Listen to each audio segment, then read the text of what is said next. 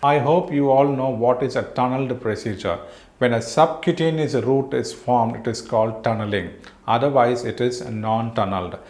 They might place a reservoir pump in which the medication is stored. So that becomes a subcutaneous pump. Or there will also be a port for this injecting of all these medications. You need to know whether it has a port or not, or whether it is tunneled or not, and what is the vein that is being where the tip of the catheter terminates. And then are they instituting any type of guidance? Say they are utilizing a fluoroscopic guidance, then you will have to report code 77002 additionally.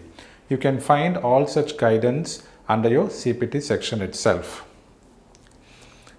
Age is an important factor in the selection of these codes, whether the patient is 5 years older or less than 5 years, because we have different code sets.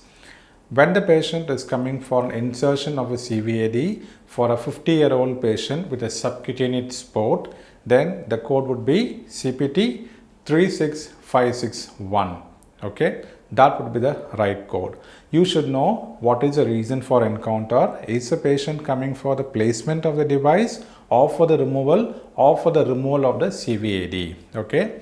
Now, other than CVAD, we also have something called PICC line, which is peripherally inserted central venous catheter, meaning they are going to insert it via the peripheral veins like the Basilic vein and the Cephalic vein.